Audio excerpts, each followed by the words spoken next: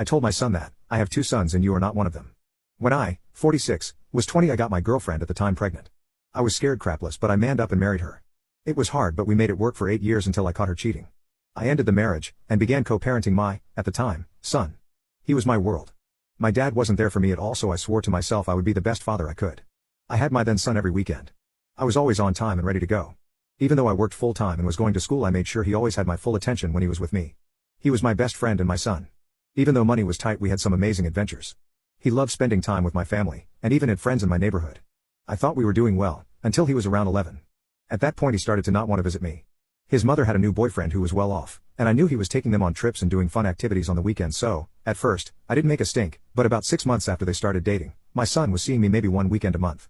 After about 9 months he stopped coming altogether. After 3 months of calling, chasing, and begging, I was getting nowhere. So my family came together and hired a lawyer to sue my ex for parental alienation. I lost, and was ordered to pay more child support. As I was leaving the courtroom, my ex's lawyer approached me and offered to cancel child support if I gave up my paternal rights. I flat refused until the lawyer said this was both my ex-wife's and my then son's wishes. I asked to speak to my son alone and they agreed as long as both lawyers were in the room. I spoke to my son and asked him if he really wanted me to give up my rights, and he said yeah. I explained that it would mean I wouldn't be his dad and he couldn't come visit me or my family anymore. He looked me dead in the eyes, like he was asking the time, and said, yeah, so? I was shattered. I asked again, if he really understood what he was saying, and he said yes, he wanted to be ex's boyfriend's son. I signed the papers that day. From that day until 2 days ago he never spoke or contacted me, or any of my family. It literally almost unalived me. I started to drink, and stayed drunk for weeks. Finally, one day, I drank until I passed out and aspirated my own vomit. I would be dead now except the mailman dropped a package addressed to me to my neighbor's house and she saw me convulsing through my window, and called 911. I spent 2 weeks in the hospital with aspiration pneumonia. After that I moved back to my hometown, got a new job, hit the gym, and spent 4 years in intense psychotherapy. I was finally able to let it all go, and move on with my life. About 6 years after my move I met my now wife, and she had an 11-year-old son. I was standoffish with him at first, but that kid was, and is, so amazing that I couldn't help but fall in love with him. The day he turned 18 he asked me to adopt him. His father left when he was 5, never to be seen or heard of again. It was the proudest day of my life. He and his mother turned my life around and gave me a reason for living. Now not only do I have my wonderful adopted son 19 who is currently serving in the Marines, but I also have a son, 4 years, and daughter, 18 meters. My career has also taken off, and I'm doing very well for myself and my family. I am a comeback story.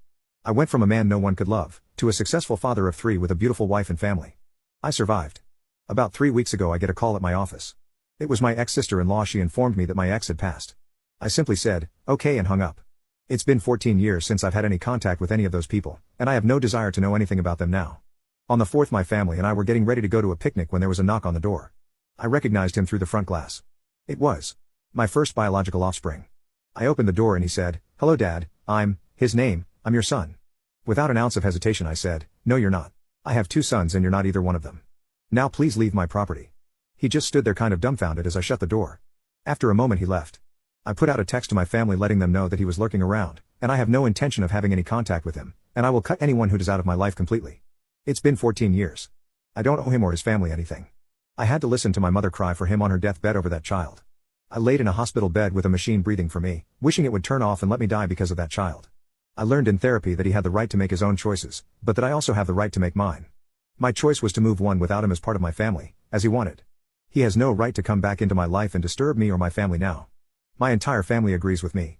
Even my wife and my in-laws agree that nothing good can come of this. He's 26 years old now. If this was some evil plot by his mother and her boyfriend, he said 8 years to contact me, and didn't. Now that his mother is dead all of a sudden I'm up to bat? I don't care if he was 12 or 200, he made the call, and if you had seen the look in his eyes when he said yeah, so? You would have known like I did that he didn't give a damn about me. So I had to stop giving a damn about him to survive.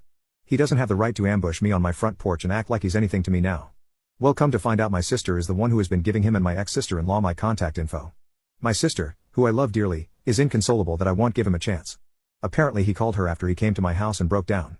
I told her to stop right there, I don't care, but now she's begging me, for our mother's sake, to meet with this kid. So I ask you, is there anything good that can come out of a meeting with this kid now?